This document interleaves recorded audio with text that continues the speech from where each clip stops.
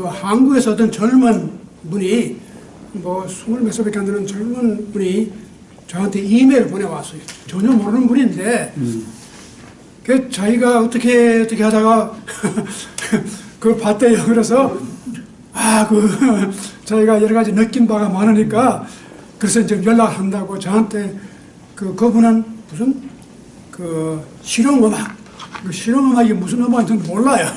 뭐 고전음악이나 이런 건 알지만 근데 실용음악을 하시는 분인데 김동수라는 분이 자기는 자기 소개를 하면서 이걸 자기는 한국에 있으면서 이렇게 여러 가지 인문학이라든가 이런 것을 관심 가졌는데 특별히 이걸 보고 자기가 여러 가지 느낀 바가 많아서 연락을 한다고 저한테 그런 연락을 받았습니다.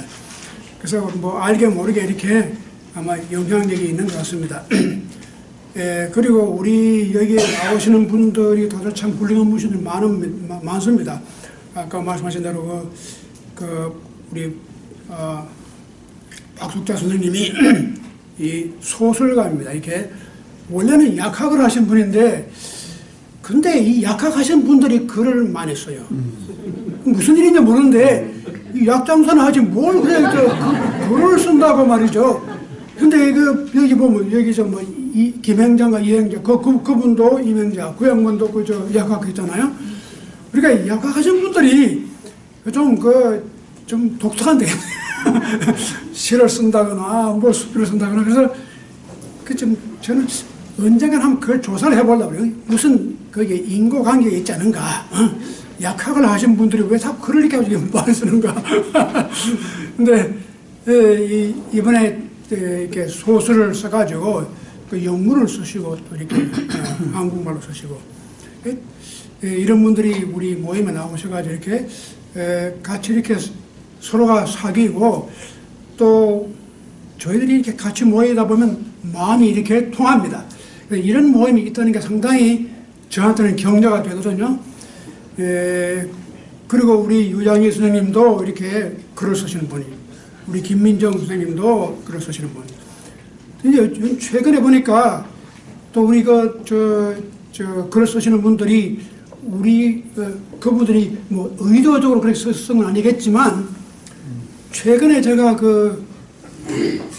김원양 선생님이 글을 하나 썼는데 한국일보에다가 그분이 뭡니까 기후변화를 전공하시는 분이 전번에 나오셨고 그분이 글이 이제 우리 도교 사상하고 굉장히 밀접한 관계가 있습니다. 그분은 그걸 아마 모르고 쓰셨는지 알고 모르지만 그런 게 있고 우리 박옥천 박사님이 얼마 전에 또 글 하나 쓰셨는데 굉장히 중요한 글입니다. 뭐냐면 요즘 세상에 이 기술 문명이 굉장히 지배적이거든요. 그래서 이 기술 문화가 굉장히 이렇게 발달이 되어 있는데 여기에 대해서 우리 정신 문화가 어떻게 대응할 것인가 우리 원불교 하시는 우리 구박선 가 계신데 이 원불교를 창시한 이 소태산이라는 분이 캐치프레이즈가 있습니다. 이 물질이 개벽이 되고 변화되니까 정신도 그렇게 된다. 이제 그런 거 하셨는데 이렇게 물질 문화가 바뀜에 따라서 우리 정신 문화가 어떻게 바뀌는가 이제 이런 것도 상당히 중요한데 최근에 스탠포드의 어떤 무슨 무슨 동아시아 연구소의 어떤 분이 한국 분이 글을 썼는데 한국일보에다가 컴퓨터 코드를 어릴 때부터 익혀가지고 3살부터 이걸 해가지고 그렇게 해야지만 얘들이 앞으로 굉장히 학교 가서 공부도 잘하고 성공할 수 있다. 이제 그런 글을 쓰셨는데 우리 박옥천 박사님이 거기에 대한 반박의 글을 아주 멋지게 잘 썼어요. 제가 읽어봤는데 그 내용을 간단히 요약하면은 그렇습니다. 이 교육학을 하신 분이니까 우리 박윤준 박사님은 일평생 교육학을 하신 분이에요. 그리고 연방정부 우리 교육부에서 선임 연구자로서 오랫동안 연구를 하시고 거기에 여러 가지 논문도 쓰시고 근데 이 교육 심리학이라든가 교육 철학을 많이 하신 분인데, 요즘 그 실리콘밸리가 다 그렇지 않습니까? 컴퓨터 만들어내고 기술 뭐 이렇게 해가지고 모든 세상을 다 이렇게 지배하는 것이 보이는데, 사실은 참 그게 이 정신문화적인 입장에서 생각하면 여러 가지로 위험성을 가지고 있습니다. 우리가 어릴 때부터 이 코드 교육을 시킨다는 게 굉장히 우리 생각을 이 컴퓨터 프로그램을 만드는 사람들이 자기들이 만들어 놓은 프로그램 속에다가 그 코드를 만들어 어릴 때부터 우리 그걸 따라가니까 우리 인간의 생각이 자연스럽게 나오는 게 아니라 그게 맞춰가지고 생각이 되어 있어요. 우리가 지금은 그런 상상력이 점점 사라지고 프로그램 만들어 놓은 그걸 자꾸 이제 우리가 쓰다 보면 우리도 모르는 사이에 생각을 꼭 그런 식으로 하게 됩니다. 그래서 이런 것이 과연 그게 좋은 것이냐?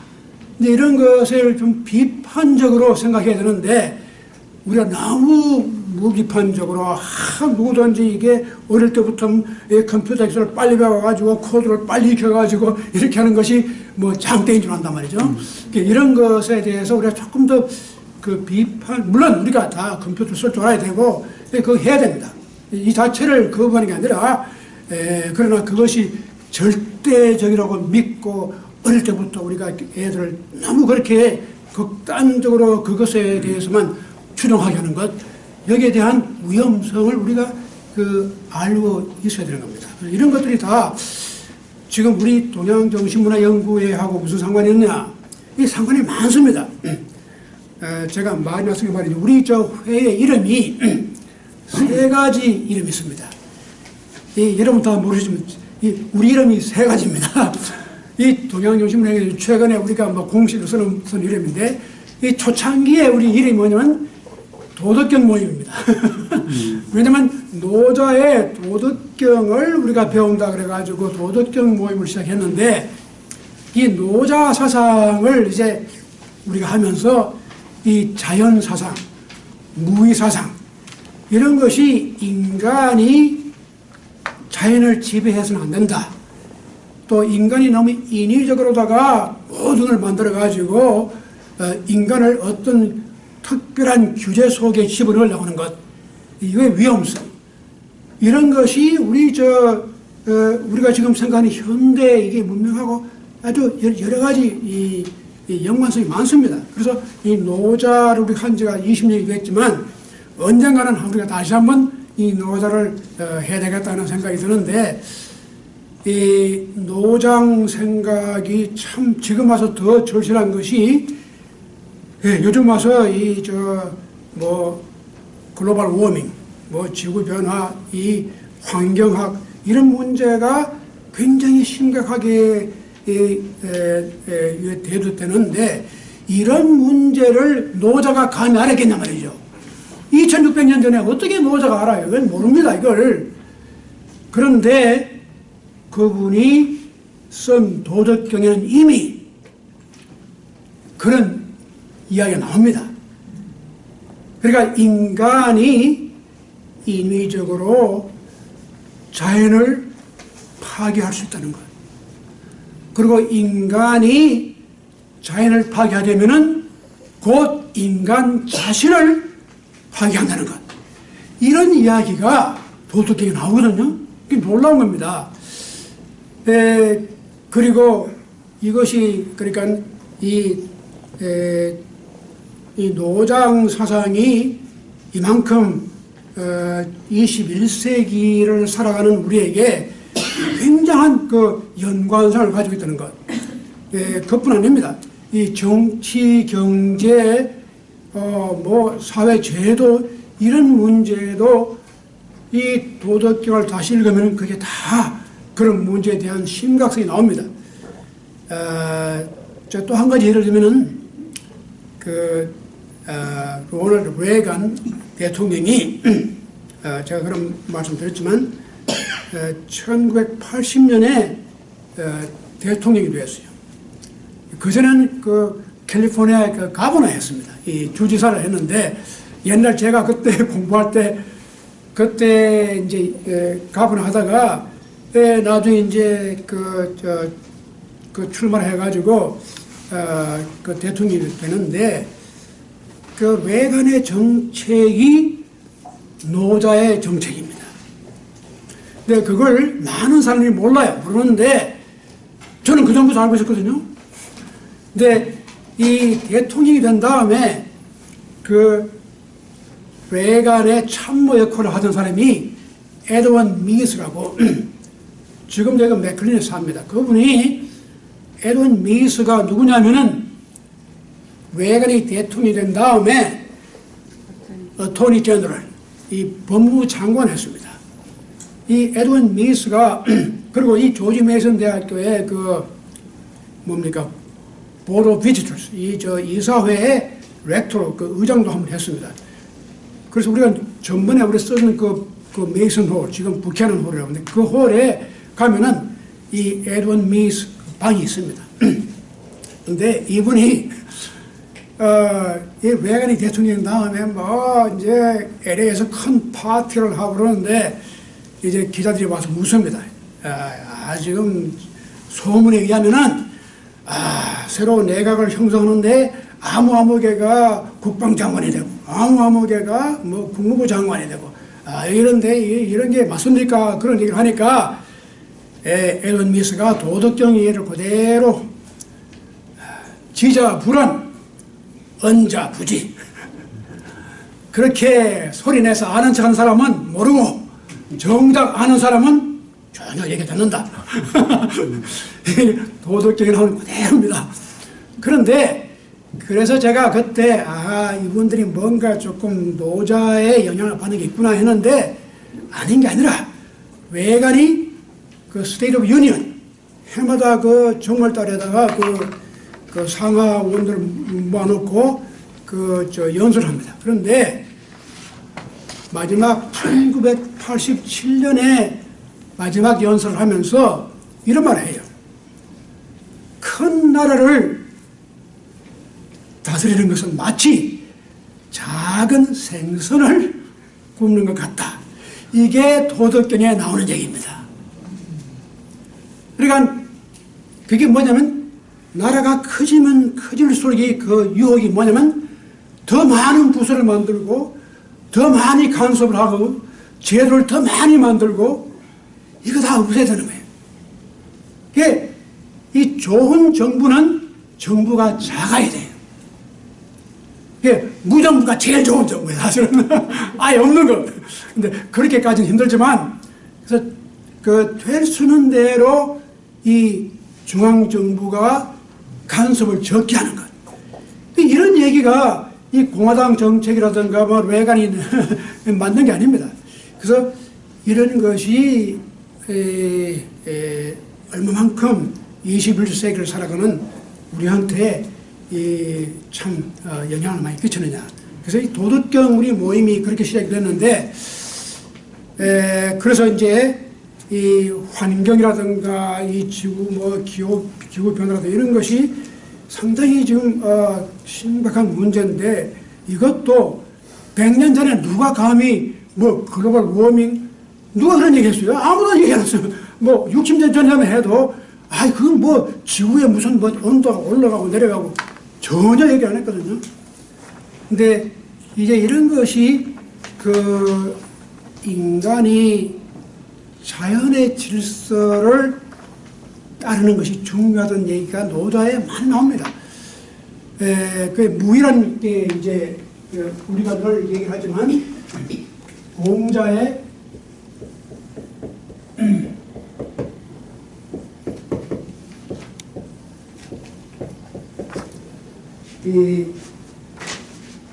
이걸 이제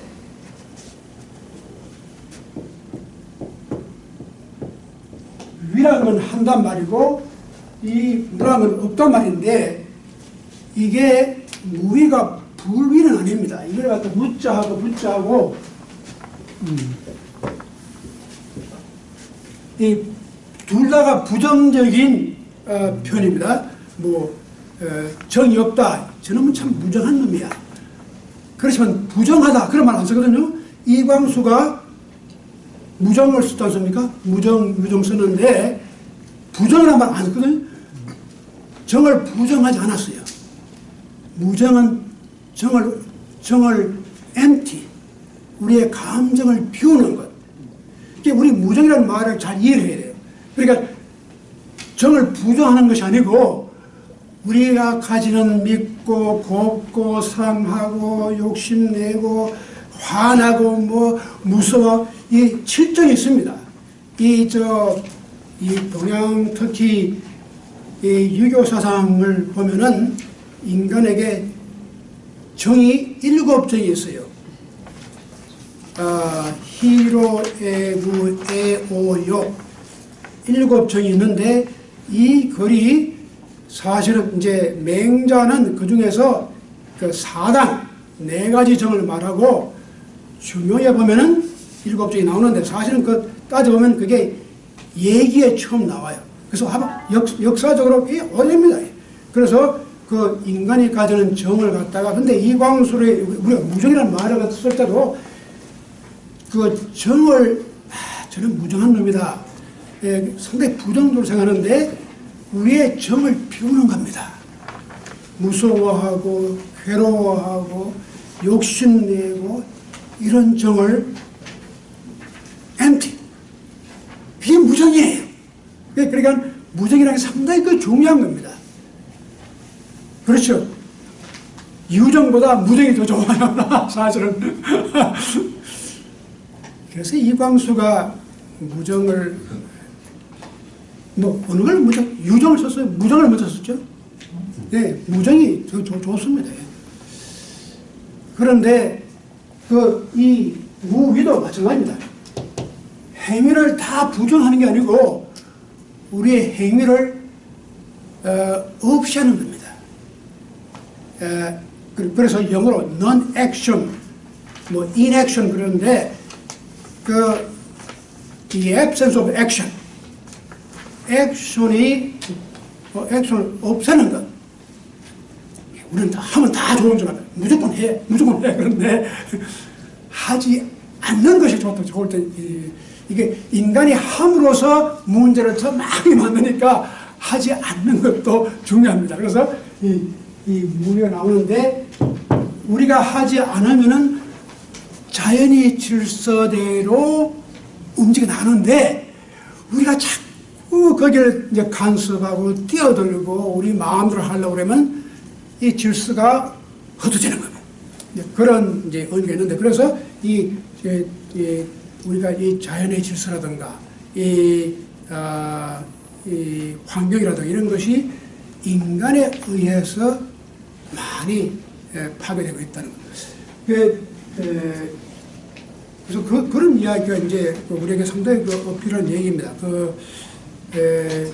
제가 이거 시간이 많이 가지만 제가 왜 오늘 이런 얘기를 하게 되냐면 우리 모임이 때로 이렇게 과거 20년 동안 이렇게 해왔는데 이게 하나의 여정입니다. 흘러가면서 이렇게 걸어가면서 가다 보면 우리가 숲을 보기도 하고 나무를 보기도 하는데 때로는 나무를 많이 볼 수도 있고 때로는 숲만 볼 수 있거든요.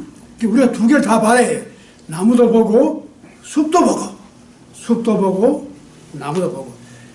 나무를 보는 것은 제가 이렇게 나눠드린 이걸 뭐 이렇게 한 줄 한 줄 읽고 나무를 보는 겁니다. 근데 그런 걸 하다 보면 때로는 숲을 못 봐요.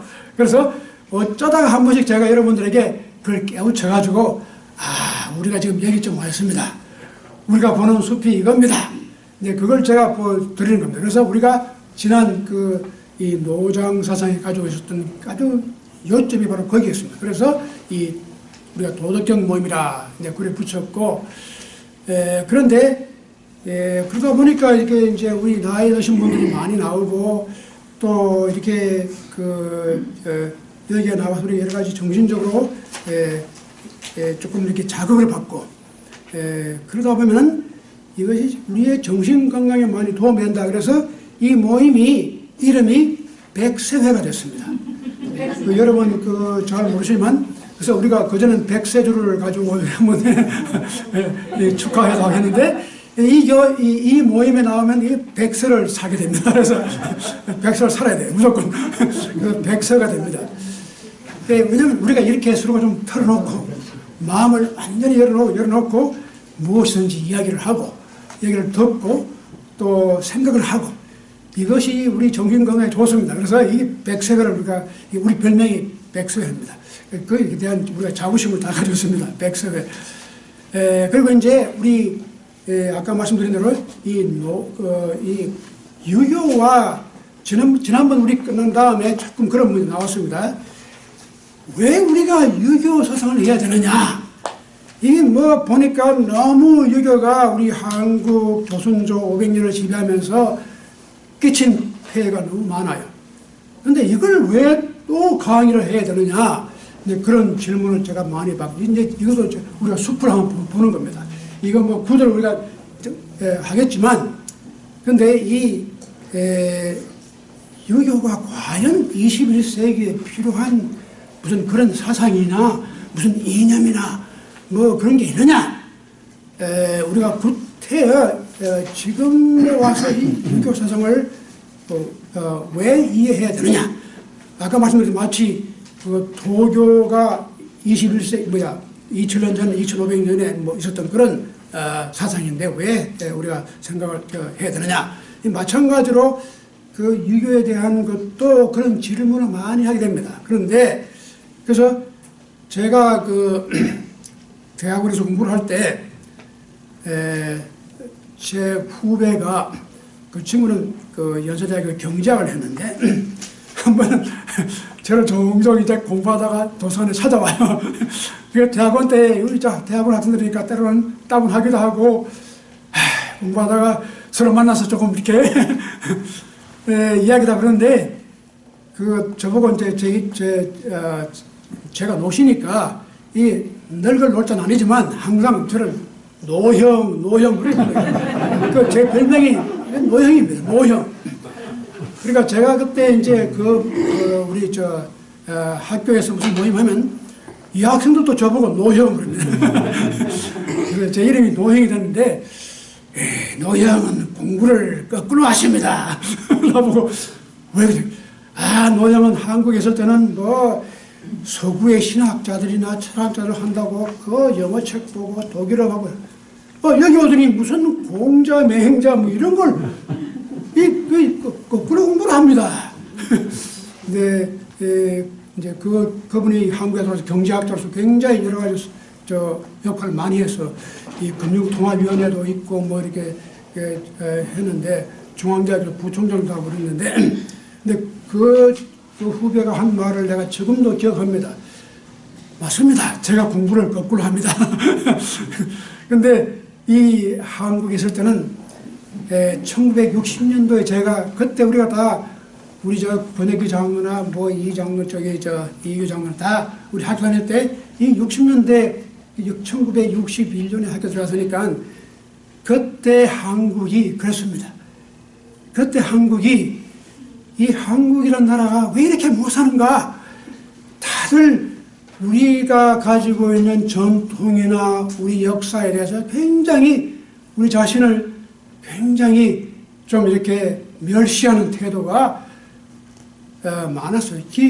심지어는 여러분 잘 아시는 이어령 선생님 그분이 그때 쓴 글을 보세요. 지금하고 딴판입니다. 그때 그분이 베스트셀러가 흙 속에 저 바람 속에 이것이 한국이다. 근데 그 책을 읽어보면요 왜 이래 한국이 다 틀렸느냐 이런 것만 쓴 겁니다. 왜 서구 사람들은 길을 내고 이 바퀴를 만들어 가지고 이렇게 이 교통수단을 일찍 만들었는데 우리는 어떻게 했냐? 지게를 발명했습니다. 이 지게가 기가 막히죠. 탁 치면은 뭐 이렇게 산꼭대기에 뭐 길 없어도 막 올라가고 그러죠. 근데 지게가 한 집에 보면 아버지 지게 있고 아들 지게가 있고 근데 지게가 저보면 참 괜찮습니다. 이게 근데 역사를 보니까 지게를 만든 민족이 없어요. 이 지게가 독특한 한국 사람들의 발명입니다. 이 대개 물론 이 멜빵 같은 거, 이 걸빵은 있는데 이 지게는요 독특한 게 이 지게 다리가 있어가지고 탁 이 많은 무게를 얹고 일어설 때도 참 쉽습니다. 지게 짝대기 딱 붙들고 일어서면 그렇게 안 하면 그냥 이게 짐만 지면 못 일어납니다. 근데 야 우리 조상들이 기가 막히게 해서 이 지게를 발명했다. 근데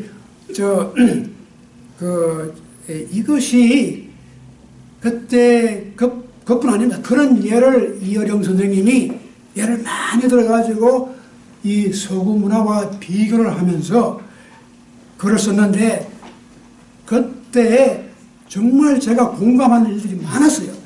그래 맞아 그랬어. 왜 우리는 이렇게 이 바퀴를 만들 생각하지 않고 지게를 만들어서 운반했을까? 그런데 그러니까 우리가 지금 거기에 대한 여러 가지 자기 혐오 여기 오시는 분들이 우리 닥터 박이라든가 닥터 오늘 다 그렇습니다. 이게 우리 김송 박사님 다 우리 그때 박 박사님도 그렇고 이 한국이라는 게 그리고 이 조선조가 망한 거 이게 다 유교가 이 철저한 유교를 우리가 블레임한 이유가 정당한 이유가 많습니다. 이게 과거지향주의, 그 다음에 이게 정신주의, 부정부패, 권위주의, 남존여비, 이거 한국의 여러 소셜 이불, 사회학들은 다 가져온 것이 유교란 말이죠. 이걸 우리가 왜 공부를 해야 됩니까? 제가 그 당시에 이런 걸 하는 사람은 다들 좀 머리가 좋은 사람들이 하는 것이지 이게 제대로 정신 바뀐 사람들 왜 이거 하느냐. 그리고 무슨 국악인이 한국에 무슨 검은권이 이런 걸 왜 하느냐. 피아노를 하든지 바이올린을 하든지 음악을 하려면 이런 걸 해야지. 그래서 이 국악과에 가는 사람들은 조금 정신이 돌았거나 조금 뭐가 모자라는 사람들이 그런 데 가는 거다. 그런 생각을 제가 했거든요. 그런 식의 제가 공자, 맹자, 모자 이거 알 리가 없죠. 그런데 여기 와서 이제 제가 생각이 바뀌거든요. 제가 신앙 간증하는 것 같은데. 근데 이제 그게 상당히 중요합니다. 그러니까 우리 김원영 선생님이 지금 오셨는데 제가 사실은 이미 지난번에 기후변화에 대한 말씀 드렸지만 제가 1968년에 산타바바라 이 해변가에 산타바바라 채널이 있습니다. 그 채널 밑에 기름이 많이 묻혀 있습니다. 그런데 이 오일 컴퍼니가 지금 기름을 자꾸 캐다 보니까 산타바바라 채널 그 밑에다가 플랫폼을 그 기름을 파냈어요. 그런데 1968년에 오일이 숯불이 거기 폭발이 됐어요. 그래서 온 해변가를 다 그냥 까맣게 물들인 그런 엄청난 사고가 났거든요. 그래서 그때부터 환경에 대한 의식을 미국 사람들이 하게 됩니다.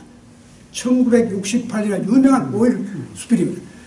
그때 하나의 터닝 포인트입니다. 그리고 그때 처음으로 UC 산타바바라에 환경학이라는 과목을 처음으로 만들었어요.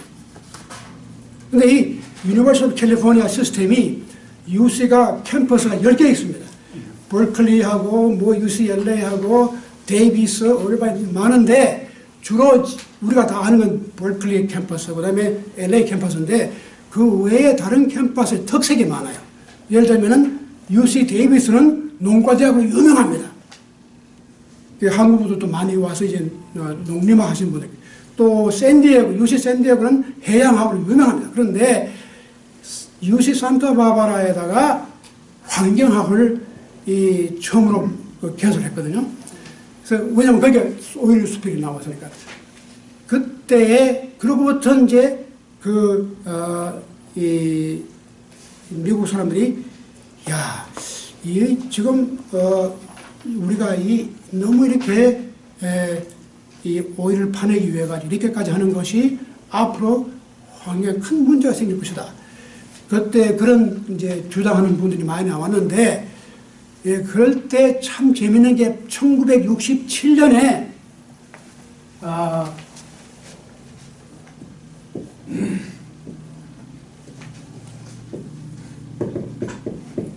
린 화이트 주니어, 이 사람이 사이언스라는 유명한 저널입니다.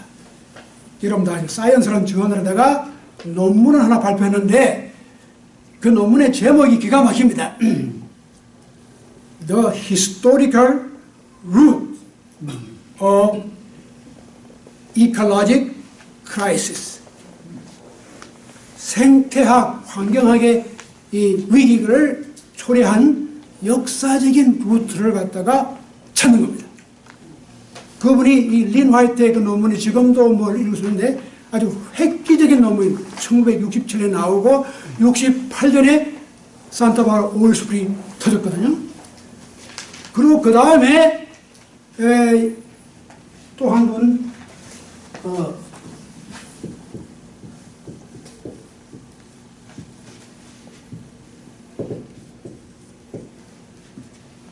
휴스턴 스미스라는 분이 어떤 글을 냈냐면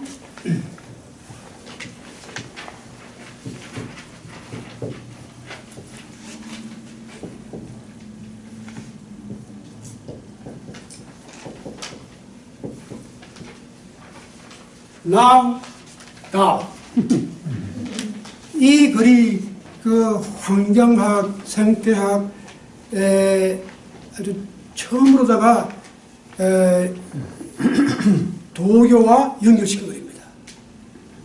이분이 지금이야말로 도덕경을 읽을 때다. 근데 이제 왜냐? 이 환경 문제가 심각하게 되니까 노장 사상이나 도덕적인 사상이 이만큼 이게 과거 2600년 전에 뭐 중국이나 이 동양 사상이 이게 아니라 지금 오늘 now 지금이야말로 우리가 이런 사상에 눈을 뜰 때가 왔다. 이제 이분이 유명한 말 했죠. 도덕경은 2시간에 읽을 수도 있고 20년간 걸쳐서 읽을 수도 있다. 아주 기가 막히게 말했죠. 이 도덕경은 한 번 읽고 말 책이 아닙니다. 일평생을 두고 읽어야 할 책이 도덕경이다. 그런데 이러한 이야기가 서구 사상에 밀접한 관계를 이렇게 맺게 되는 이유가 휴스턴 스미스가 그 비교 종교학자로 유명한, 지금 돌아가셨는데 아주 유명한 분입니다. 그런데 이분의 아버지가 중국에 선교소를 가서 그때부터 이분은 중국에서 자랐는데 그래서 동양사상을 많이 알고, 근데 이분이 MIT에서 있다가 돌아가셨던 버클리에서 돌아가셨는데 근데 now 이 영어로 TAO라고 써왔는데 이게 잘못 읽으면 태오가 됩니다. 그게 다오입니다. 그래서 DAO가 맞아요. 그런데 이 중국어를 표기할 때 옛날엔 웨이드 잘 쓰는 사람들이 쓴 그 표기법이 T로 썼어요. 그래서 그 발음은 D로 하고, 근데 지금은 다 이걸 바꿔拼音 시스템이 지금 D로 합니다. 우리나라도 지금 그 옛날엔 그 표기법이 그 맥길린 라이샤우 시스템이 우리가 태부 T를 썼잖아요. 요즘은 다 D로 씁니다. 그게 2000년대부터 교육부 문화교육부에서 새로 바꿨습니다. 그래서 새로 쓰는 그 시스템이 훨씬 나아요. 그런데 이 학은 그래서 이런 그 논문이 발표되면서부터 이제 우리가 그 동양에 대해서 좀 알아야 되겠다. 그래가지고 1970년도에 60년대 말 70년대에는 이 캘리포니아에 아주 이런 그 이 운동이 굉장히 강하게 일어나는데 근데 재밌는 게 많합니다. 여러분 그 히피, 커뮤니언 뭐 이런 거 이 도덕적인 영향을 많이 받는 겁니다. 그러니까 제가 그때 캘리포니아에서 공부를 할 텐데 여러분이 이거 뭐 다 어른들이니까 이런 말씀드려도 괜찮지만 요즘은 그런 게 없어졌는데 그 캘리포니아 비치가 많아요. 그런데 어떤 비치는 옷을 안 입고 들어가는 비치가 있습니다. 그래서 그 이름을 누드 비치. 그렇지만 누드 비치란 말이 좀 천박하니까 더 고상한 이름을 했는데 클로즈 옵셔널 비치. 그래서 옷을 벗고 들어가서 좋다. 저는 그걸 가봤어요. 그러니까 제가 그때 공부할 때 보니 캘리포니아가 그랬어요. 그래서 이런 것이 왜 나왔느냐? 인간이 너무 어떤 그 제도라든가 어떤 그 특별한 이런 노음 속에 사는 게 귀찮단 말이죠. 이걸 좀 벗어버리고 인간의 자연적인 모습대로 사는 게 이게 행복한 거 아니냐. 이게 다 도덕적 얘기거든요. 그러니까 도덕성을 떠보면 조금 위험한 생각이다. 그래서 이게 좀 이렇게 그 유교 선배들은 상당히 경계를 많이 했는데, 그래 카운터 칼처 그겁니다. 그래 기성 문화에 대한 그 부정입니다. 그래서 히피 문화가 바로 그런 문화 아닙니까? 커뮤니 집단 해가지고 이제 살고 그때는 베트남 전쟁을 반대하는 반전 사상 이런 것이 도교의 영향을 받아 많이 나왔는데 이만큼 미국 사회에 영향을 많이 끼쳤습니다. 근데 요즘은 미국이 조금 더 보수적으로 바뀌었어요. 제가 한 가지 예로 제가 처음 왔을 때 미국 조지 메이슨에 81년에 가르치러 왔는데 그때 제가 학위를 하고 처음 여기 왔는데 그때 제가 도덕경 강의를 했거든요. 다오이즘 하면은 학생들이 차고 넘쳤어요. 한 30년간. 근데 이번 학기에 제가 도덕경 다오이즘 강의를 하는데 이 학생 수가 확 줄었어요. 이상하다. 요즘 미국이 조금 이렇게 좀 많이 우익으로 바뀌고 있지 않은가 그런 생각을 하게 돼요. 그게 뭐 꼭 그래서 그런지는 모르지만 이제 그런 걸 보면은 이런 것이 이 동양적인 생각이 여러 가지 우리가 모르지만 서구 문화 가운데 영향을 많이 끼칠 수 있는 요소가 많이 있습니다. 그리고 또 한 가지 마지막으로 드릴 말씀이 이겁니다. 이제 도교 문화, 유교 문화가 자연과학적으로 어떤 기여를 했을까? 왜 동양 사람들은 기술 문화가 이렇게 뒤졌을까? 뭐 이런 질문을 우리가 많이 하게 되잖아요.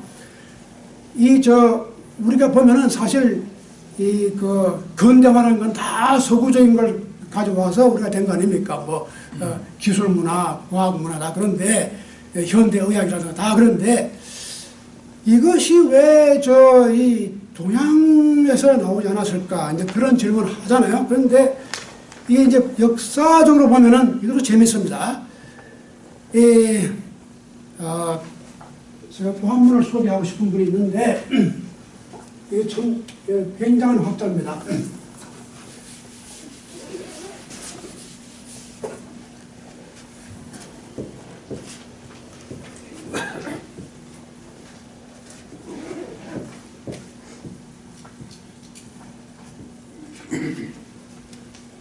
이분이 어떤 책을 쓰냐면 그 타이틀이 아주 근사합니다.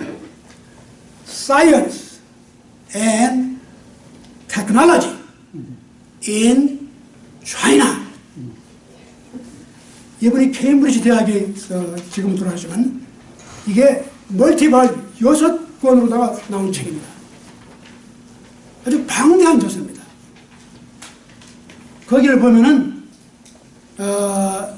중국의 과학과 기술이 어떤 형식으로 발달했는가 다 나옵니다. 이게 놀라운 책입니다. 한국말은 번역 안 되는지 모르겠습니다. 그런데 아마 짧게 아마 간단하게 나오면 있겠죠. 근데 이제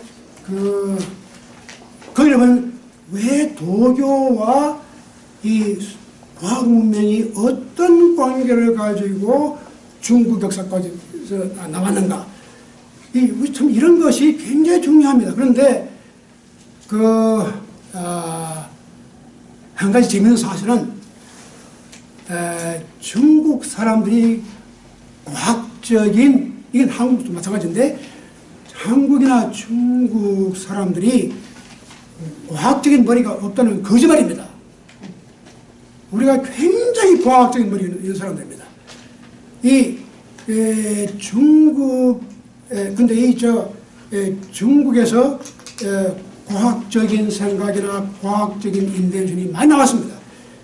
여러분 잘 아시는 영국의 철학자, 경험 철학자 프란시스 베이컨이라는 학자가 있습니다. 그분이 이런 말을 합니다. 중세가 우리가 암흑세대에 다 깨야지.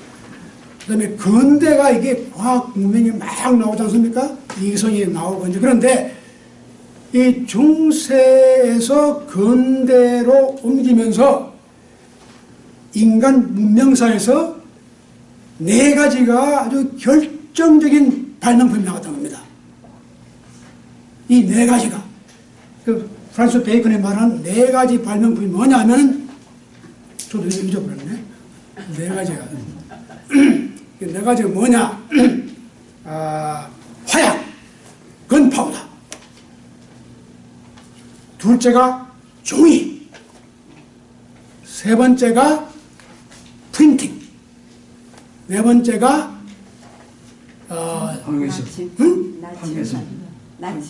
나침반입니다.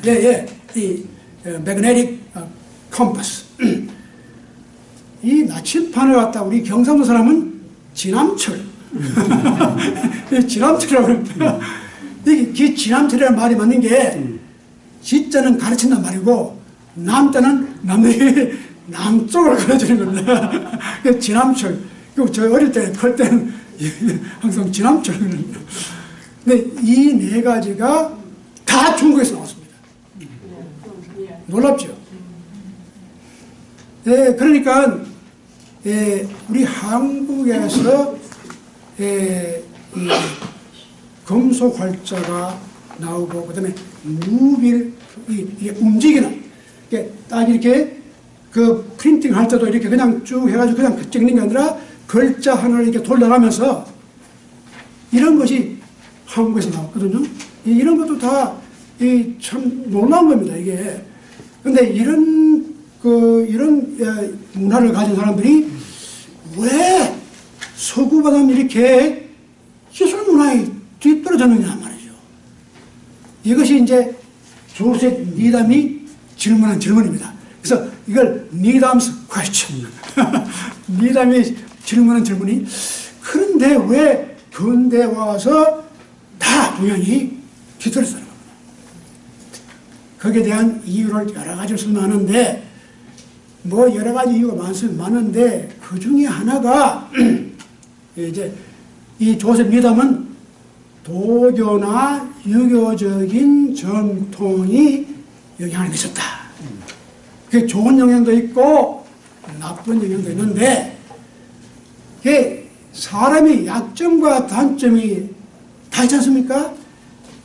때로는 장점이 이게 바로 약점이 되고 약점이 장점이 될 수 있어요. 그러니까 그 약점이 없으면 장점이 없어져요. 그래서 장점하고 약점이 같이 존재하는 그런 게 있는데 봐도 이게 이제 우리 동양 역사에서 보는 그런 장점과 단점인데 예를 들어서 이렇게 화약이라든가 종이라든가 프린팅이라든가 이게 나침반 이런 게 다 나왔는데 기술 문명을 서구같이 이렇게 아주 맥시마이즈 하지 않은 것. 그게 조선 미담은 도교의 영향이었다. 왜? 인간이 어떤 시스템을 우리 박욱천 박사님 이번에 그 말씀하신 대로 어릴 때부터 코드로 만들어서 그 코드에 다 집어넣으면 사람들이 생각을 다 똑같이 하게 돼요. 그걸 하지 말은 겁니다. 그래서 이것이 나오더라도 이걸 매스 프로덕트 하지 말은 겁니다. 그래서 컨트롤을 했어요. 국가가 컨트롤을 하고. 우리나라의 도제 제도, 어떤 뭐 특별한 도자기 만드는 기술이 있으면 그걸 그렇게 매사하게 하지 않고 그걸 아주 중요하게 생각해가지고 비밀리 해가지고 특별하게 전수해왔지 그걸 아주 돈 많이 벌기 위해 가지고 전부 매수를 이해 안 했거든요. 이런 것이 서구 문화와 비교할 때 다른 것이 있다. 근데 이제 물론 여러 가지 복잡한 이제 이유가 많은데 적어도 이제 그런 걸 보면은 우리 동양 문화가 우리가 어리석고 못나고 그래서 그런 게 아니라 어떤 우리 나름대로의 가치관이 있었다는 거죠. 근데 그런 가치관이 좋은 점도 있지만 나쁜 점도 있고 그런 것이 이렇게 작용하다 보니까 이렇게 된 건데 이걸 우리가 다 한꺼번에 다 뭐 도매금으로다가 야 이게 다 틀렸다. 근데 제가 1960년에 대학 다닐 때는 도매금으로 다 틀렸다. 저는 이렇게 생각했거든요. 이어령 선생도 그때는 그런 생각했단 말이죠. 그래서 다 이게 왜 우리는 이런 걸 못하느냐. 서구는 이런 걸 했는데. 근데 지금 와서 이어령 선생이 전혀 그런 생각 안 하잖아요. 완전히 바뀌었잖아요. 근데 이제 그런 것이 우리 것에 대한 새로운 것을 발견하는 이제 그런 지혜인데, 이제 이렇게 노장, 이제 전번에 우리가 말하다 말았지만,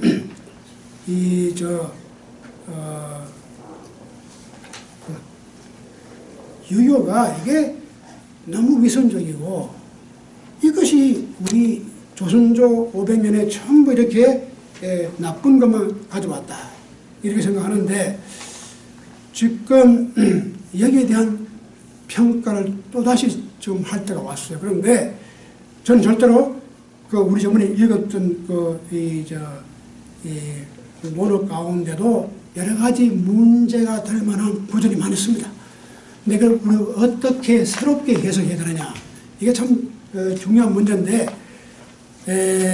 지금 우리 한국 유교에 대한 그런 여러 가지 부정적인 면이 참 많은데 이걸 우리가 부인할 수 없습니다. 남돈여비사상 이런 건 뭐 제가 지금 이율곡의 성학 지도를 이렇게 번역을 하고 있는데 그걸 보면 정말 이런 걸 지금에 와서 우리가 이걸 번역을 할 필요가 뭐가 있을까 그런 마음이 느낄 정도로 여자들에 대해서 첩에 대해서 궁중이 어떻게 이 관리를 하는 겁니다.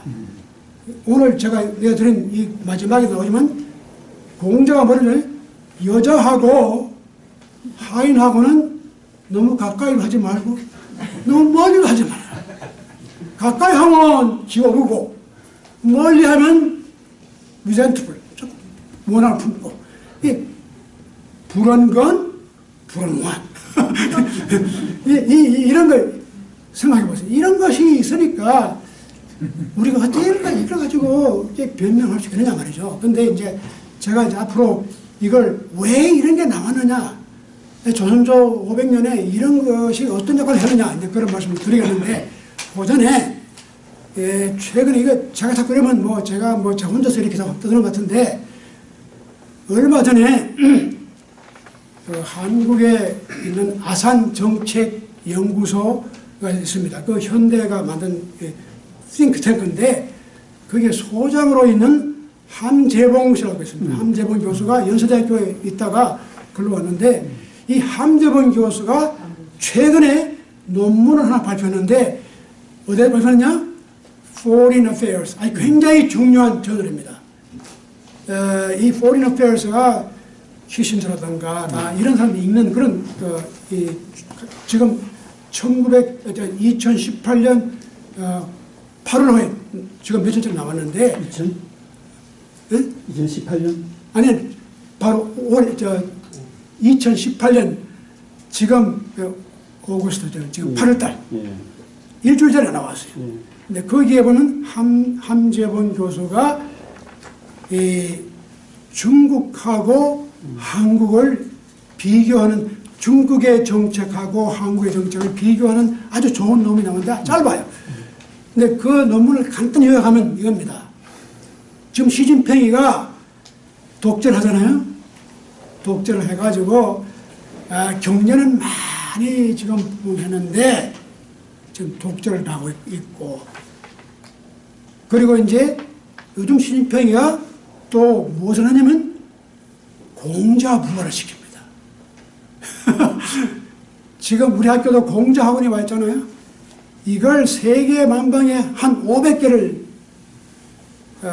근데 이거 전부 이거 공자하고 관계없는 겁니다.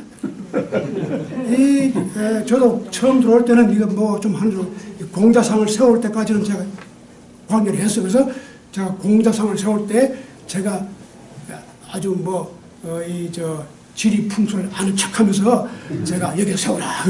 그래서 목까지 세웠는데, 근데 이게 보니까 이 중국 정부의 선정기관이에요. 그래서 지금 미국 대학에 문제가 많이 되고 있는데, 약간 그런데 이 함재봉 교수의 주장은 간단해. 중국의 미래가 우리 한국의 현재다. 그게 무슨 말이냐면 지금 우리 한국이 갑자기 박정희 이후에 국가가 부흥했잖아요. 경제가 발전하고. 그런데 지금 중국이 지금 나가는 방향이 똑같다. 독재를 하면서 경제를 부흥시켜가지고. 근데 이제 박정희 대통령도 경제를 부흥시키고 그렇게 이제 쿠데타 해가지고 독재를 하고 그 다음에 한 것이 뭐냐면 유교 사상을 도입했어요. 충효. 이 박정희 대통령은 불교인입니다.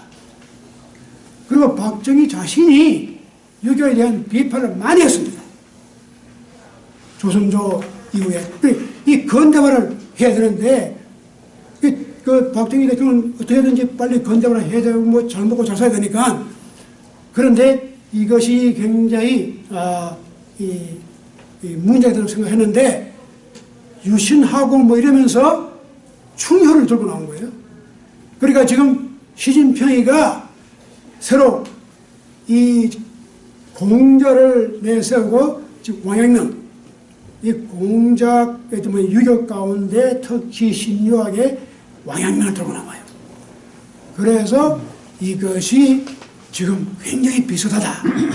그런데 이 함재봉 선생이 주장하는 것이 그만큼 이 컨퓨셔니즘이 우리 생활 속에 우리가 겉으로는 굉장히 이걸 뭐 경멸을 이러지만 박정희 대통령이 이걸 갖다가 어떤 국가적인 이념으로 끌고 나간 데는 그만한 이유가 있었지 않겠느냐. 근데 이렇게 한 사람이 싱가포르의 이완용이 싱가포르 가고 형편없던 나라가 30년 만에 이완용가 어릴 때부터 영국 가서 공부하고 또 런던 스쿨 오브 이코노믹스 나가. 그리고 이제 케임브리지 공부했는데 그 사람이 싱가포르에 돌아와가지고는 유교 사상으로다가 싱가포르를 일으켰어요. 이게 놀라운 겁니다. 그래, 이게 도대체 30년 만에. 지금 싱가포르가 이 가장 못 쓰던 나라가 지금 아주 인류 국가가 됐거든요.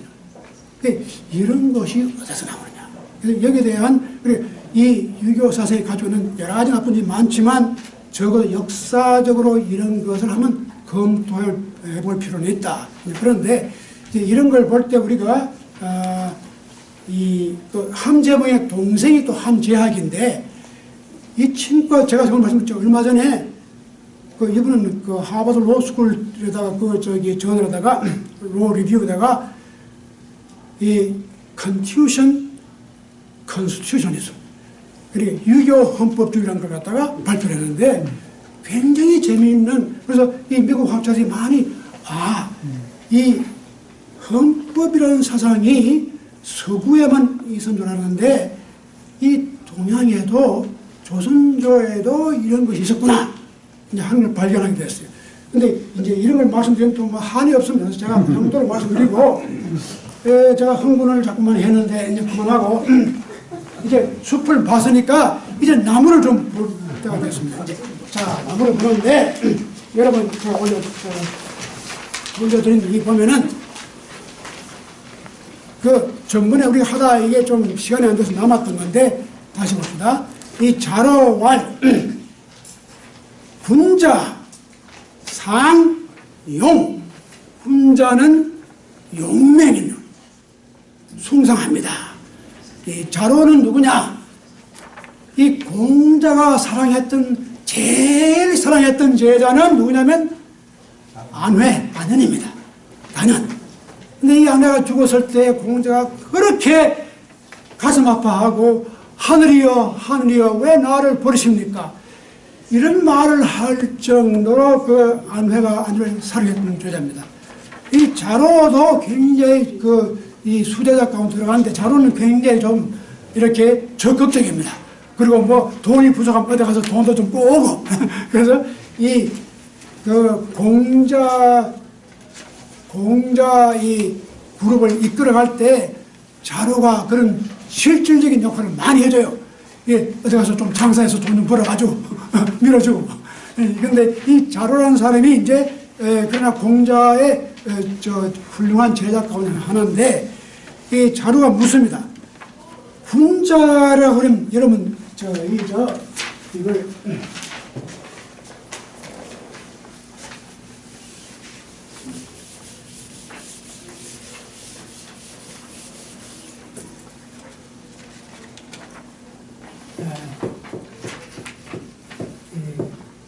군자가 있고 대인이 있고 소인이 있고 성인이 있습니다. 이게 유교적인 클래스 사람을 분류할 때 이렇게 분류를 해요. 소인은 저 같은 사람이 소인입니다. 그래서 좀 훌륭한 사람은 대인이고 그 위에 군자고 이제 성인쯤은 되면 굉장히 진짜 여기 성자라는 말은 반드시 거룩한 뜻이 아니고 이 유교에서는 성자를 거룩하다는 뜻이 아니라 세이지. 그래서 유학을 성학이라고 합니다. 그래서 성학십도 이 퇴계가 그린 그 성학십도도 그 유교를 이렇게 다이아그램으로 써머리하면 성학이다. 또 율곡이 성학 지도 이것도 성학이라는 말이 뭐 거룩한 그런 책의 학문이 아니고 이 유교를 유학을 다 성학하는데 그 세이지 그다음에 이제 군자. 근데 우리가 사실은 이 군자쯤만 되면 된 거예요. 우리가 이쪽 올라가면 그건 된 거예요. 군자만 되면. 그래서 이 공자도 군자 이상 안 밟았어요. 군자만 되면. 근데 군자는 어떤 사람이냐? 군자가 용기를 굉장히 숭상하는 사람이죠. 그렇지 않습니까? 우리 그 지인용 한국의 육군사관학교의 그 교훈인가 뭐 있죠? 지인용 이게 다 어디서 나왔습니까? 여기서 나온 겁니다. 근데 이게 이제 교훈이라는 말이 나오니 그런데 한국은요 학교마다 교훈이 다 있습니다. 그죠? 교훈이 있고 교가가 있고 요즘은 교목이 있습니다. 여러분 교목이 뭔지 아세요? 교목 들어봤습니까? 모르시는구나. 저도 몰랐어요. 제 친구 부인이 이화대학 그 교육대학의 학장도 하고 그러는데 은퇴를 하고 그 포천의 어떤 그 학교의 교장을 하는데 자기가 하니까 교목을 정하는 거예요. 여기 교목은 최푼인, 근데 그게 아니고 학교가 지정하는 나무예요. 우리는 소나무, 우리는 무슨 뭐 버드나무, 우리는 무슨 뭐 참나무. 한국은 참 재밌죠. 교훈, 교가 이 교목. 근데 이 교훈 얘기를 하는데 대구의 경북여고, 이 경북여고 우리 박순자 선생님 경북여고 출신인데 이 경북여고의 이 교훈이 기가 막혀졌습니다. 이게 유교생들이 염치를 알자. 좋죠? 맞죠? 내가 맞죠? 이 박순자 선생님 맞습니다. 이 기가 막 염치를 알자. 그래서 제가 고등학교 다닐 때 제 누님이 경북여고 다녔는데, 야, 이 교훈치고는 기가 막히게 교훈이다. 염치를 알자. 이게 나중에 제가 왜 이런 얘기를 하는지 드리면 이 염치라는 게 상당히 우리 한국 문화 가운데 중요합니다. 요즘은 염치가 변해가지고 얌체가 되어버렸어요. 어원을 따지면 이 얌체가 염치입니다. 염이라는 글자는 청렴하고 깨끗하다는 말이고 치는 수치스럽고 부끄러운 겁니다. 이게 얼마나 이게 다 유교적인 문화거든요. 근데 이걸 보면은 상당히 우리가 유교 문화가 얼마나 깊이 교훈까지도 지인용 학교에 육군산학교 그걸 왜냐면 상군학교는 용이 있어요. 그래서 용을 숭상해야 됩니다. 그러니까 자왈 공자님이 어떤 말씀을 하냐면 군자는 군자의 이 위상. 군자는 항상 용이 아니라 의를 외놓아야 된다. 의다. 이게 참 중요한 얘기입니다. 의가 의다.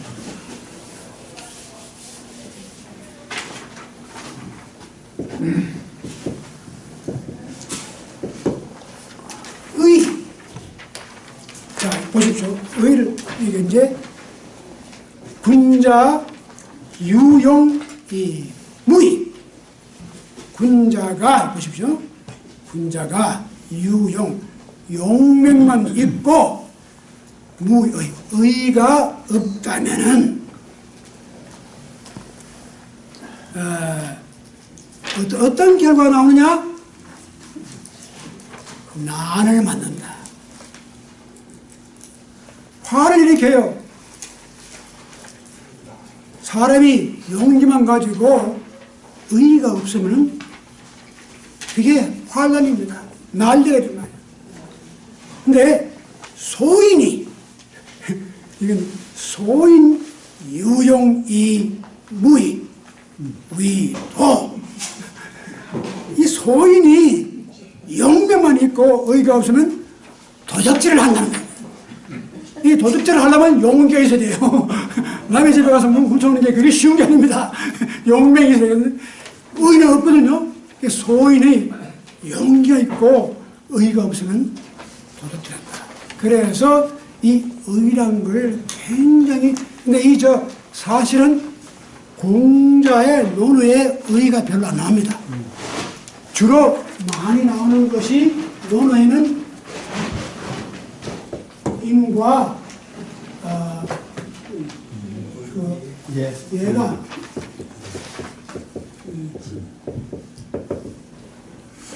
얘가 많이 나오는데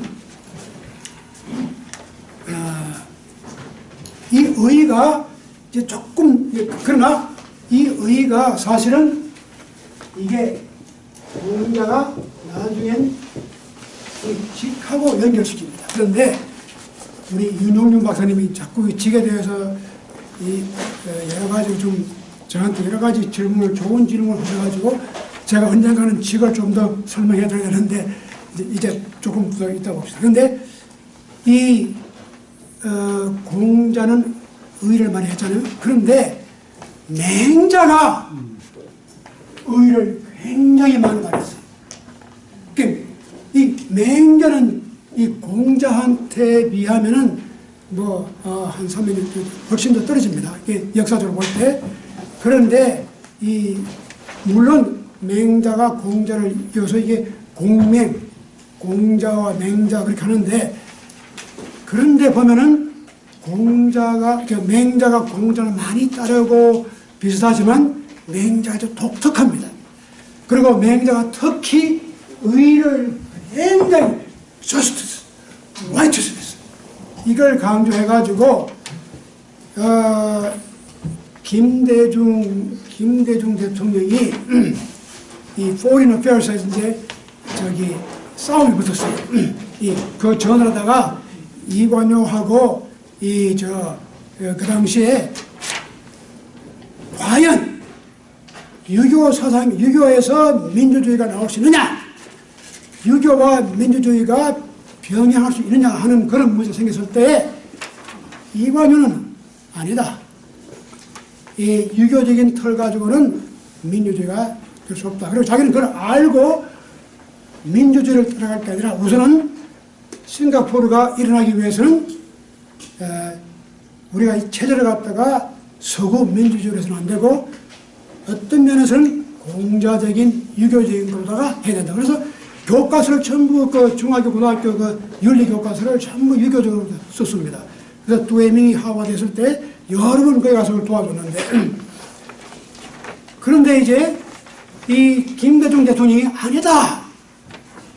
유교 가운데 민주주의가 나올 수 있는 게 많이 있다. 그리고 이제 포린 어페에서 나왔는데 그 뭘 가지고 나오느냐? 맹자의 이야기입니다. 뭡니다. 맹자가 천심이 민심이다. 백성이 싫어하면 하늘이 싫어한다. 백성의 마음이 떠나면 하늘의 마음이 떠난다. 철저한 백성들 중심이거든요. 백성이 하늘입니다. 이런 사상이 이게 공자 가운데보다 맹자에도 철저하게 나옵니다. 나중에 우리가 기회 되면 이 맹자 사상을 좀 더 철저히 우리가 볼 필요가 있는데, 약간 이렇게 해서 이 의가 굉장히, 근데 공자, 여기 보면 공자도 이미 그 사상이 있어요. 아무리 군자가 소리치더라도 용이 문제가 아니고 의가 있어야지, 의가 없으면 그런 사람들은 난을 일으켜요. 혁명이나 하고 쿠데타나 하고 그런 생각이 좀 들어가 있어요. 그런데 이 소인이 만약 이렇게 의가 없으면은 도둑놈이 된다. 예, 그래서 그 의에 대한 얘기를 많이 했는데, 의가 없어도 군자가 될 수 있어요? 네? 의가 없으면 군자가 될 수 없어요. 그러니까 이 군자가 용명만 있고 의가 없다는 말이 말인적성 그렇게 한 것이지만, 실제로는 군자가 되면 이 군자가 가지는 용이란 게 다 의를 포함해야 되는 거죠. 그러니까 그놈은 난리치는 놈이지 군자는 아니다 그 말입니까? 네. 소인이 그러지만 그건 더더구나 그건 도둑놈이다 이런 얘기인데, 이것이 이제 그럼 의가 뭐냐? 이걸 이제 공자가 나중에 이제 직하고 연결해서 설명합니다. 근데 시간이 많이 갑니다. 그 다음에 우리가 또 한 가지, 이건 문장은 길지만 내용은 간단합니다. 그래서 이 자로가 있고 자공이 있는데, 이 자공이 또 제자는 제자지만 그렇게 그 아내같이 그런 훌륭한 제자는 아니지만 자주 등장하는 제자인데, 그런데 여기 상당히 의미 있는 말을 합니다. 자공이 말하는데, 자공왈 군자역, 군자도 역시 고호, 이 악이라는 것하고 옷처럼 우리가 이게 혼동하는데,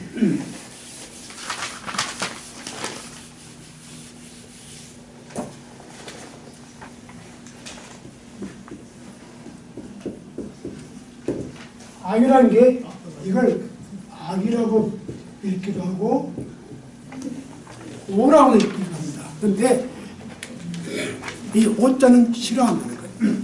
미워한다는 거예요. 그래서 이 악이라는 것이 이것도 문제이죠. 악이라는 걸 우리가 어떻게 번역하느냐. evil. 이 서구에는 evil이라는 게 상당히 개념이 다 다릅니다. 우리가 말하는 악하고요. 자, 한번 봅시다. 이제 군자도 싫어하는 게 있느냐. 군자는 다 사랑하고 좋아하고 그런 것이지 군자가 싫어하는 게 있느냐. 그러니까 공자는 말이 그렇다. 군자도 미워할 줄 안다. 이 군자가 미워하는 거예요. 여러분 그 생각납니까? 우리 저 논어 가운데 그렇죠? 인자는 사람을 사랑할 줄도 알고 미워할 줄도 알아야 된다. 이런 말 했어요. 이 노자라든가 예수 그리스도라든가 이 불교는 무조건 다 사랑해야 된다. 박애주의. 이 중국에도 묵자를 중심으로 한 박애주의가 있습니다. 누구든지 다 사랑하라. 무차별하게. 근데 공자는 그게 아닙니다. 미워할 사람 미워하고 좋아할 사람 좋아하고. 근데 우리가 무조건 미워하는 게 아니라 어떻게 미워하느냐. 그 어떻게가 중요합니다. 그냥 미워하는 게 아니고. 자, 여기에 군자도 미워하는 게 있는데 여기에 있습니다. 자왈, 유오. 그런데 오칭, 인지악자. 인간의 악자. 이 악은 무슨 이보라는 뜻이 아니라 약점이랄까. 나쁜 점. 인간의 부끄러운 점, 약점을, 나쁜 점을 댕기면서 말하는 사람. 그 사람을 군자는 미워한다는 거예요. 또, 그 하류, 이 산상자. 또 누굴 미워하느냐? 아래 직책에 있으면서 그 하면서 자기 위에 사람을 헐뜯는 거예요. 그 사람을 미워하고. 그 다음에 또 미워합니다. 용이 무례자. 용기는 있으나 무례한 사람. 예의가 없는 사람을 미워하고. 또 미워합니다. 과감 이 질자. 아주 과감하기는 하지만은 융통성이 하나도 없이 꽉 맥혀 있는 사람. 또 미워합니다. 어떤 사람 미워하느냐면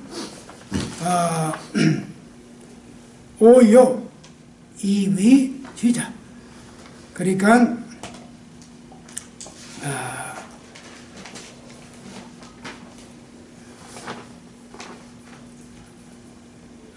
여기 그런 다음에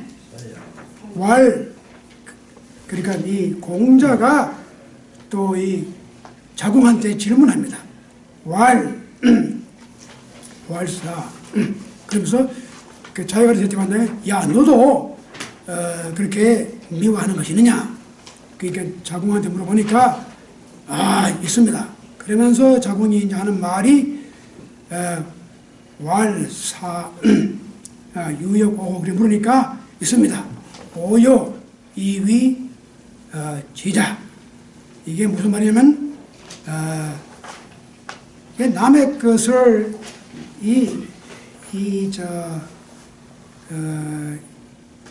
요자란 그 글자 한문에 이 요자가 정탐하는 겁니다. 남의 이렇게 스파이즈라는 거예요. 댕기면서 이것 보고 저것 보고 이제 그런 걸 마치 그걸 지식으로 생각하는 사람. 남의 약점이나 남의 나쁜 점을 뽑아가지고 그걸 많이 아는 것을 마치 그걸 자기의 지혜로 생각하는 사람. 그런 사람. 그 다음에 이제 불손 이위호자. 겸손하지 않는 것을 마치 용맹으로 생각하는 사람. 이런 사람도 내가 싫어합니다. 그리고 이게 또 하나 좀 있습니다. 알이위직자.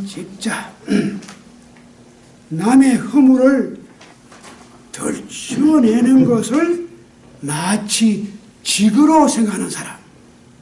자, 여기 이제 오늘 여기까지만 하는데, 이 직자가 여기 나왔잖아요. 오늘 제가 윤 박사님 말씀하신 조금 설명해. 이 기가 막힌 말이 마지막에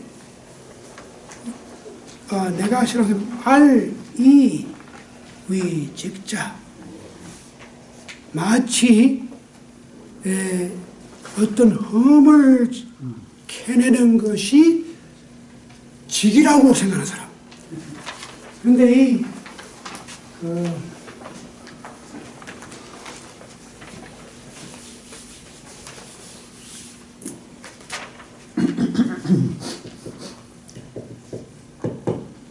의자하고 이 직자가 상당히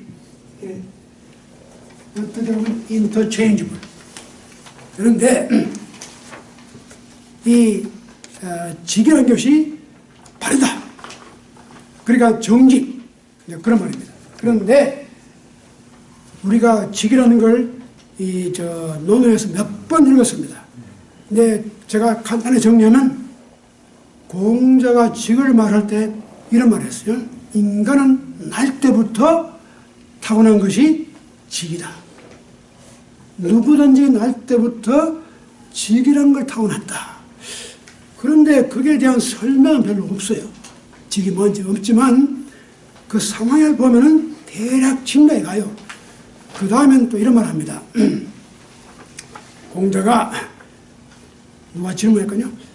나한테 이렇게 잘해준 사람들이 있을 때, 사람 살다 보면 자기한테 아주 나쁜 일을 하는 사람이 있고 또 좋은 일을 해주는 사람이 있습니다. 근데 나한테 나쁜 일만 해주는 그런 악독한 놈이 있는데 저놈한테 내가 어떻게 해줘야 좋을까? 그런데 이제 공자가 이런 말을 합니다. 우리한테 그렇게 해를 끼치고 나쁜 일을 하는 사람에게 우리가 그 사람을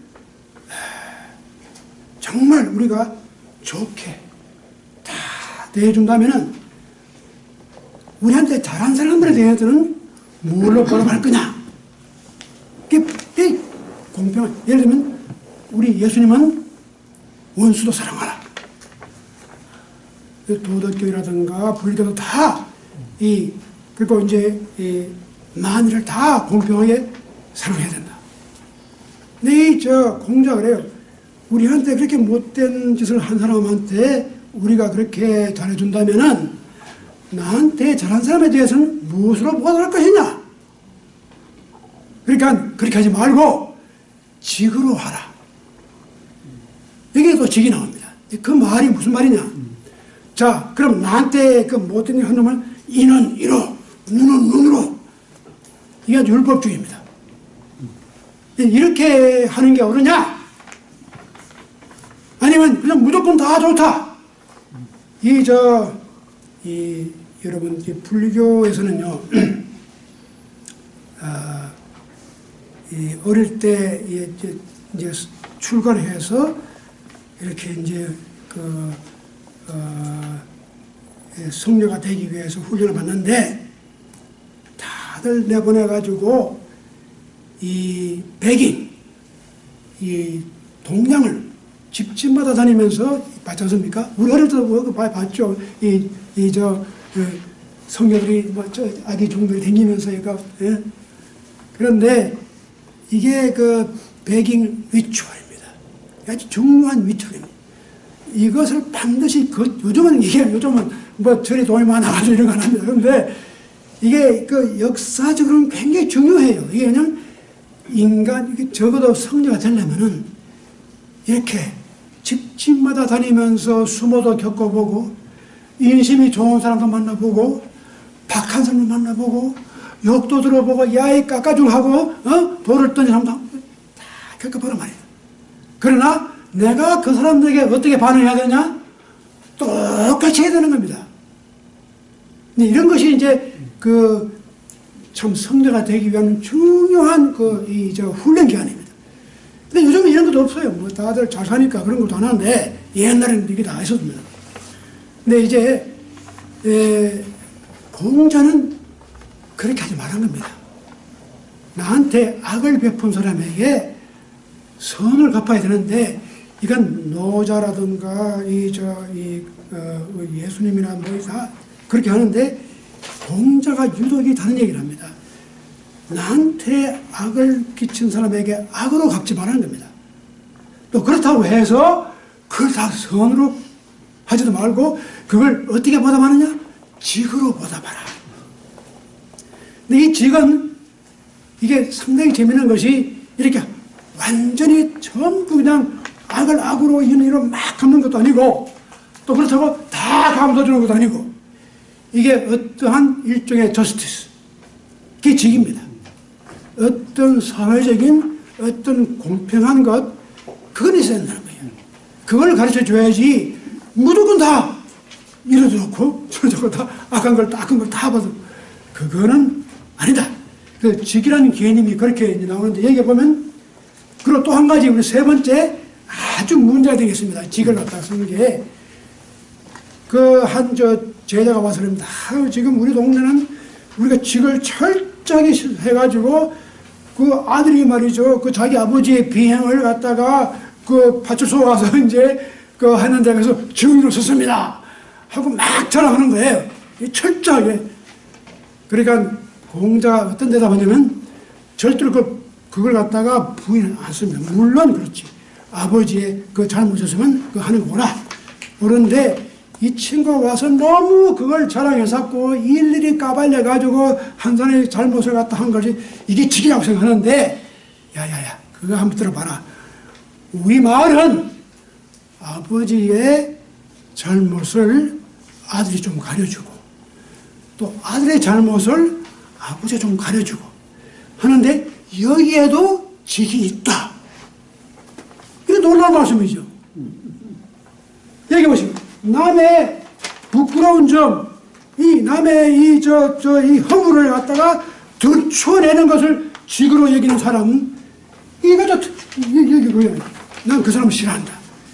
그러니까 무조건 우리가 직이 좋지만은 남의 허물을 무조건 다 까발려내는 것이 나는 이 세상에서 가장 정직한 사람이다. 이것 봐라. 이것까지도 내가 찾아냈다.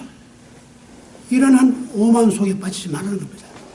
우리 보면 신약 성서에 보면 예수님도 이 바리새인들을 굉장히 싫어했어요. 이 바리새인들이 바로 아주 율법 철저합니다. 안식일인데 다 안식해야 되는데 저 친구가 밀밭에 지나가다 밀을 깎아가지고 이게 손으로 비벼가지고 이게 일하지 않아야 되는데 일을 했다. 고발하는 겁니다. 그러니까 예수가 안식일인데 양이 그러면 저 구렁텅이에 빠져있으면 그것도 가서 거둬주는 건 일이라고 안 하겠느냐? 이게 사람이 안식일을 위해서 있느냐? 안식일이 사람을 위해서 있느냐? 이런 질문을 하게 됩니다. 직이 참 좋은데 우리가 직을 율법적으로 생각해가지고 자기의 아는 사람들의 뭐 이런 거 저런 걸 갖다가 무조건 다 덜쳐가지고 나는 정말 직이 강한 사람이요.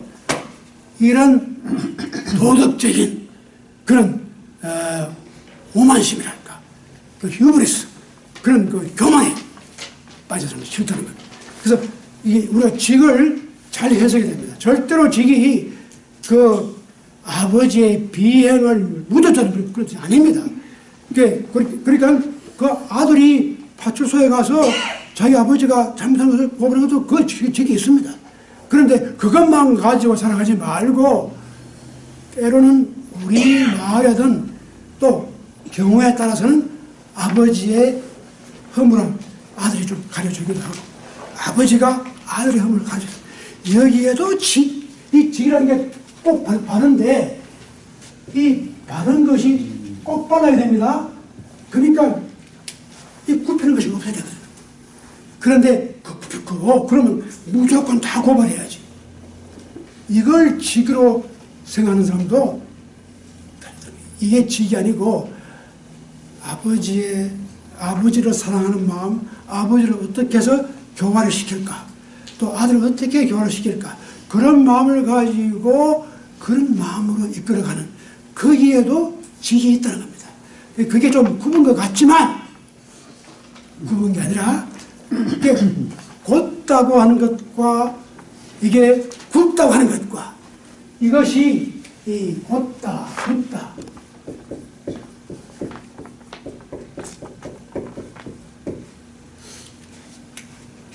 이게 우리가 언뜻 보면 굽은 것, 곧은 건 굽고 굽은 건 굽고 딱 이게 흑백으로가 그 차이는 나잖아요.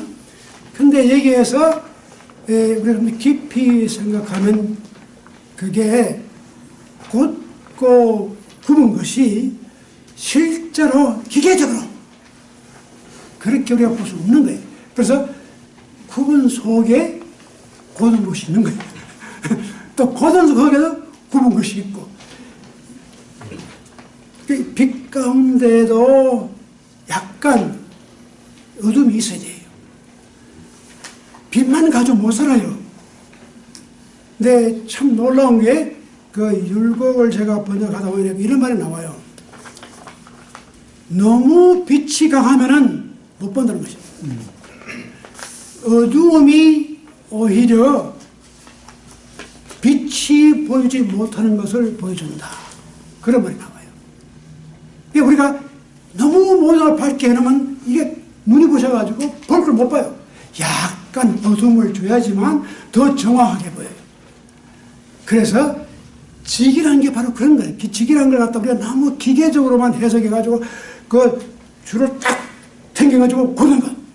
이것이 남의 미주알, 고주알, 남의 뭐 집에서 뭐 해가지고 하여튼 그 이런 가지 흠점을 다 뽑아내가지고 다 밝히는 이걸 직이라고 착각하는데 그게 직이 아니다. 이런 것이 상당히 참 우리에게 주는 아주 깊은 교훈이 있는 것 같아요. 그래서 제가 오늘 오신 이게 끝내고 제가 이 정도로 말씀을 드리고, 아까 제가 우리 김인영 선 좀 늦게 오셨는데 시작하기 전에 제가 그 말을 많이 했습니다. 그 논문이 참 좋은 그 글을 발표하셨는데 우리 도덕경하고 아주 관계 좋아. 그래서 제가 다시 말씀드리면 이미 제가 다른 분들은 다 들었습니다. 예, 그리고 혹시 여러분이 또 이 남은 시간 동안에 좀 이렇게 우리 다음 거는 뭐 우리가 이거 뭐 꼭 빨리 할 필요 없습니다. 뭐 가는 대로 가고 이게 자연스럽게 흘러가는 대로 가는데 뭐 우리가 꼭 정해가지고 빨리 이걸 해야 된다거나 뭐 그럴 필요 없으니까 그렇게 뭐 여유 있게 생각하시고 그저 오늘 혹시 또 무슨 질문하시고 뭐 그런 이거 오늘